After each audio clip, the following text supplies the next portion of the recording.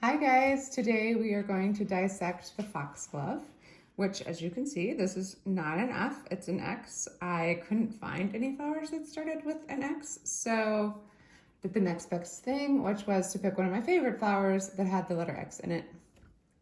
Then it worked out well because in the flashcards, the topic of that card is poisons. So it's kind of like the X for the skull and crossbones. And foxglove is indeed poisonous, so it's perfect. I'm gonna go over the card with you just a little bit before we open up the flower so that we can look at some of these pieces that we're gonna look for when we cut them open. All right, so let's start with this long stalk here that the flowers are coming off of. When there's a stalk that has flowers on it, it's called a peduncle. And then the little tiny pieces that come off are called the pedicels. So the little pedicels are what you'll probably see attached when I break off the flowers. Then so one more thing about where the pedicels are. So we'll look at this flower. So taking a look at this flower, we're going to look at the long stalk that the flowers are coming off of. So this is called the peduncle. You can see that it is a very strong stem, and then it has these flowers coming up, and each one is attached from the flower to the peduncle with a tiny little stem called the pedicel. And this happens to be a raceme inflorescence. So inflorescence is how the flowers are arranged on the plant. So for this one, they're arranged on this nice tall peduncle and they bloom from the bottom up. So you can see on this guy, it's a little drippy, that the ones at the bottom are already, their ovaries are getting really large, and you can see this is the top of the pistil and it's already getting brown. So they have bloomed probably last week, and then it just goes up progressively, and then the ones at the top are still forming. So that's called raceme. They have all different types. And then we'll look at the card to get a little bit of a closer view of the flower shape itself. So here, this is half of the flower. So I'll cut all of the flowers in half. So I've taken off one side of the flower here so that you can see inside of it. And this white piece that attaches back to this yellow part is the pistil. So stigma is on the end. This is the style, the long white part in the middle, and then this is the ovary back here. These two other white pieces are the stamens, and then they have anthers on the end. Well, the white part's the filament, the anthers are on the end with the pollen. Then you can see down here, there are all of these really cool dots. Those are the nectar guides. In the typewriter alphabet, 9 is the nectar guide. And at one point in time, I was using the foxglove because their nectar guides are so perfect. There's also these little guard hairs, so you can see the lines. The foxglove is perfect for bees. So it doesn't really want a bunch of tiny insects coming in, because if the tiny insects come in, what they're after is the nectar. So they'll just crawl up here, following those lovely nectar guides, and take the nectar. But that doesn't help the plant at all. The plant is making nectar so that it can get pollinated. Bees, when they come in, because it's so tight inside of there, then the pollen brushes up against their backs and they'll pollinate the flowers. And they will just go in and out of these guys all day long. So they can pollinate a lot of different flowers. And there'll be cross-pollination. So this is, people like to call this the landing area for the bees. So it's like this perfect little place for them to just be able to stand and let their wings down and then crawl inside and get the nectar. The shape of this is campanulate, which is a bell shape. And any of the bell-shaped or urn-shaped corollas have fused petals. So I'll show you one of these guys in real life. As you can see, and when I turn it around, you can't tell where all the individual petals are. It looks like just one circular petal, but you can tell at the base of it that it has those kind of scallops, and that is where each of the individual petals are. But then they're fused almost all the way. So right here and right here. You can tell that this is a petal on the bottom because of how it connects to the others. It is a little bit tubular in my opinion. Like a lot of the bell-shaped flowers aren't this long. And I really think that it's that long because it's accommodating the honeybees. So it's like that's the size of the bee. The other interesting thing about the corollas here is that they are zygomorphic, or that they have bilateral symmetry. So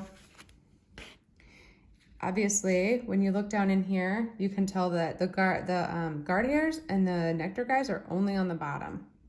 And then if you look at the top, you can kind of see where the stamen are on either side and the pistils on the very top. So it's not, you can't do radial symmetry, which would be taking it from all directions from the center. So it has to be bilateral. And we'll open it up and see how that works too. And the one other thing I want to show you is the sepal. So we talked about how this is the corolla. It's all the petals together. And so then these guys on the end are the sepals, and all of the sepals together, which are actually easiest to see from this end, all of the sepals are called the calyx, C-A-L-Y-X. So that is another great vocabulary term. I marked it in here, sepal. And then all of these together, so the corolla, which is here, and the calyx, which is here, the whole thing is called the perianth, because it is around peri, the anthers. All right, so we will put this card away for now and just look at the real thing. All right, so this is one of our lower flowers, and it's been open for a little while. So we're gonna see if we can zoom in. Nope. All right, so I zoomed in a little so we can get a little bit closer view. So remember where I said that the petals, you can tell where they're fused together because they kind of dip in this scalloped shape. That is, to me, that's the easiest way. Sometimes you can also see a little bit of a white line right here. This one doesn't have it as much, but I'm gonna cut from the base right along where this petal would be.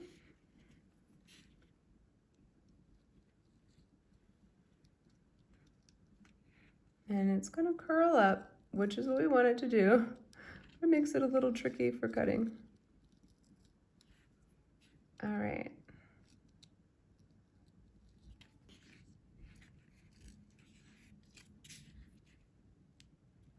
It's still attached right there. Perfect. All right, so here we are. The top has been taken off, so we're looking down into the flower.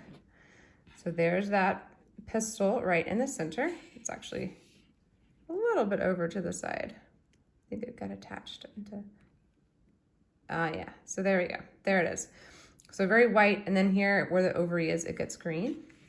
And then we have the stamens on either side, so there are always 4. And the top 2 are pretty straight, and then the bottom 2 have this really beautiful curve right here.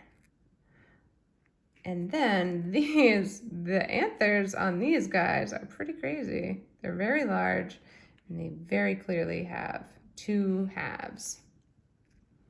And it's actually really cool to see them in the smaller ones as well. I'm gonna cut this ovary so you can see into it.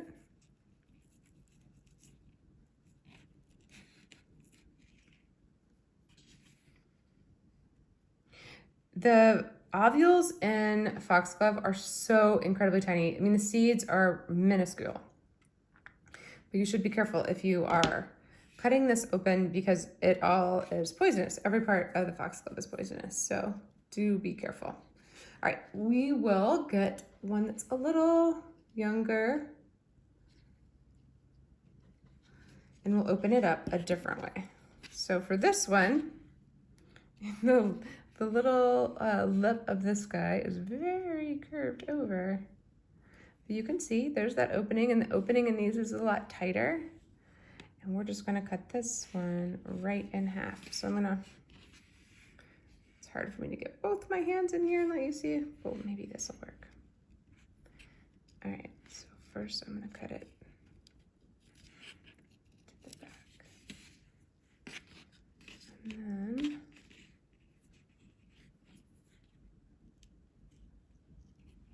so I'm gonna try to do it a little bit off center so that I can get the whole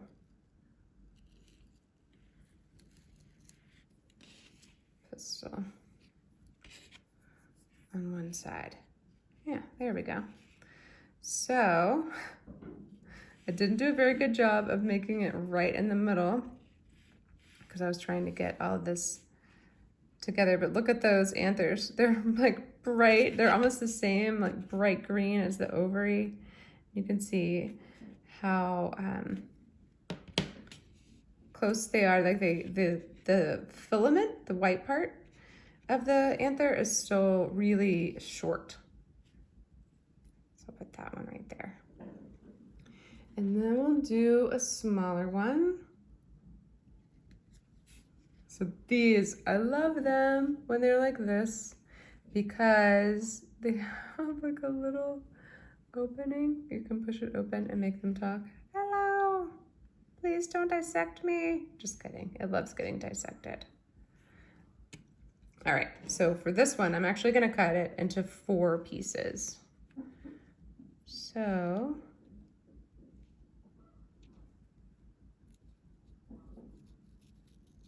we're gonna cut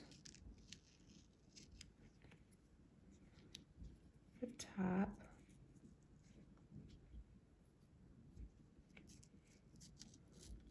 So let's talk for a second about this 4 petals because I'm cutting off 4 things. So here's my top piece. Oh no, I got into the anther.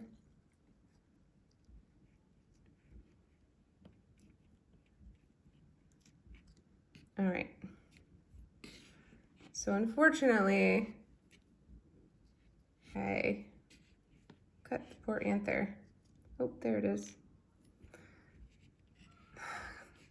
All right, so that should have been attached to this filament for that stamen, and you can look inside here now.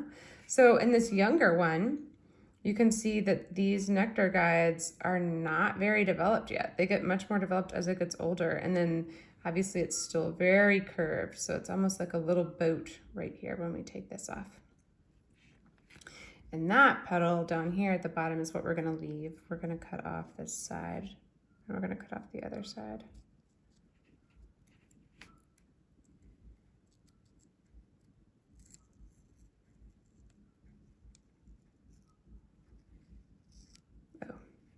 So I was going to talk to you about the 4 petals. So if you have a eudicot, they make petals in groups of 4 or 5. The eudicots they have 2 cotyledons, and there are other flowers that have 2 cotyledons, but they are not eudicots. You could call them dicots, but generally they're divided up already into other groups. All right, so here we are. This is the bottom. So we've got nectar guides. This is where the bee's gonna land eventually because it'll open up. This piece that's closing it up, it's not ready for bees or anything right now. So it's nice and closed up, but then when it's ready, it will open up. And there are those nectar guides. You can see already, hopefully you can see against this black, that there are these little tiny guard hairs are already there. And here we'll cut open the ovary so we can compare that with the later one. But I have found that the ovary is not super exciting on the foxglove just because the seeds are so tiny. All right, so we'll put that right here and we'll put the missing anther in there. All right, so let's see if I can find one more super tiny one. First, we'll look at the sepals, which is this green part. So all the sepals together, remember, are the calyx, and they originally would have been covering up this whole bud. So as you can tell, when it's older, Let's see if I can take one off for you and we can compare the older and younger. All right, so here's one that's much older. It is already falling apart. But as you can see, if you're gonna compare the old and young sepals, so here they're almost covering it up completely. If it were a little smaller, it would be covered up completely. And then as the flower gets larger, they sort of just become this nice little appendage here at the base, right? And then they are actually still attached when you take this off. So there's our older one. And then we'll cut this guy open. I'm just gonna do another slice down the middle cut.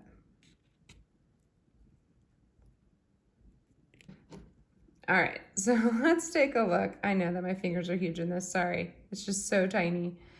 So these are the anthers right here, part of the stamen, and then the filament part of the stamen is the white underneath them, which is almost non-existent. Like you can't even really see it very well at all. But they're attached down there. And here's our pistil, white and very, very small. So I'll put that down at the bottom. And then, all right. So let's start at the beginning and then we'll look at the ovary, the mature ovary.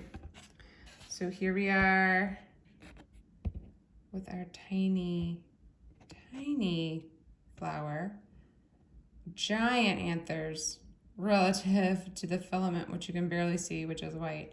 And there's almost no nectar guides. Then it gets a little bit bigger and we can see that there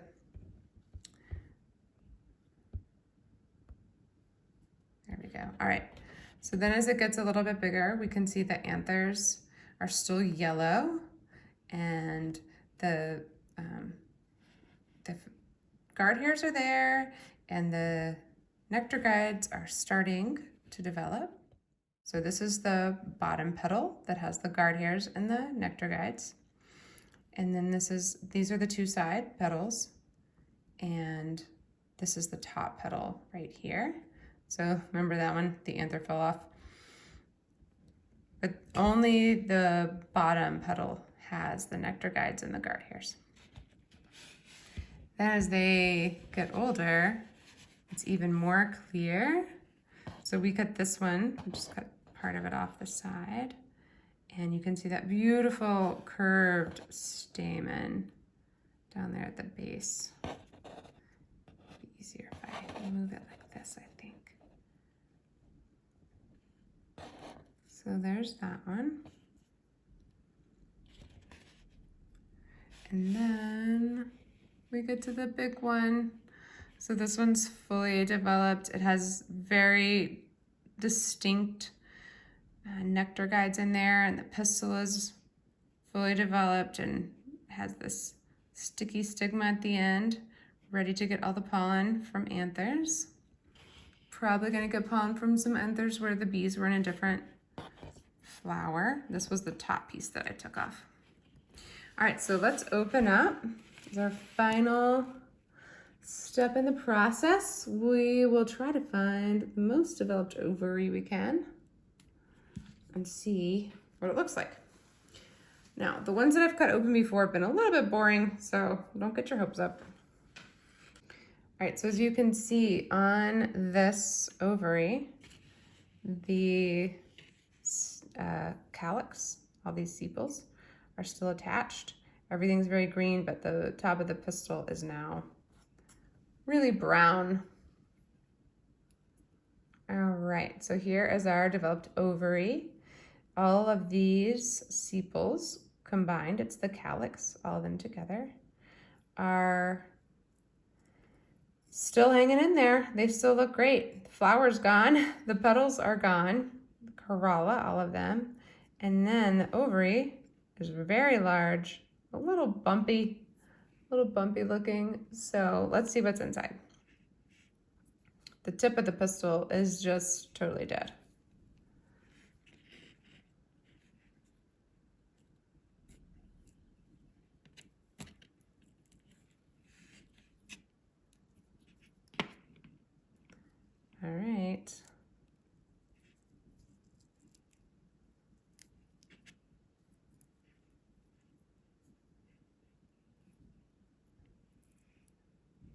So there we are. So in this guy, let's put this one down and just take a look here. See if I can focus it. All right, so you can see that there's this central piece. It's almost like there are two sides of the ovary down here. And so all those little ovules, they are so tiny. I don't know if we can try to get some off. There they are. So they are very, very small. I'll put that down. So here are the tiny, tiny ovules. They're turning into seeds, but they're not there yet. They'll be black when they're fully developed. So let's put them back down on here so you can see in comparison, they're just so tiny. And there are lots and lots of them, but they're all really very small. So small. That's like 3 of them together. All right, so there you go. All right, so one other thing that I didn't actually write on my card is about the leaves, and the leaves are amazing. So I'm gonna see if I can take off, I don't wanna take off any really big leaves because I don't want to damage the plant, but I'll show you one of these guys. So if you look at this leaf, it has one of the coolest shapes on the margin. So leaf shape is defined by lots of things. So the general overall shape. So this is like an ovate leaf. So it's like just an oval shape.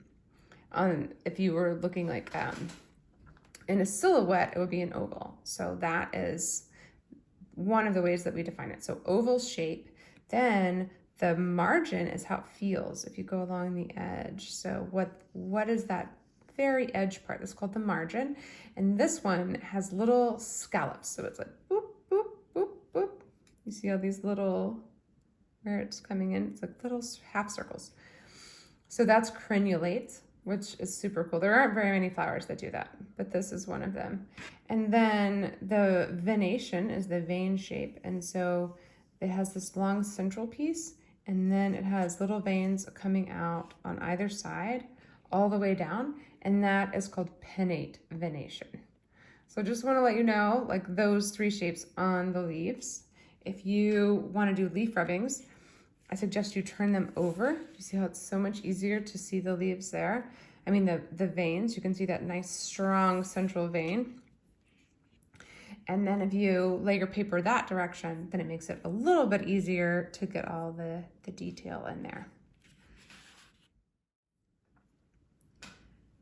Thanks for joining me today to open up this foxglove, find out what's inside. Foxglove is super beautiful. If you can find some, please enjoy them, but do be careful because, like I said, they're poisonous, so definitely don't ingest them. And like right after this video, I'm gonna go wash my hands because every part of the foxglove is poisonous. Thanks for joining us, guys. Bye.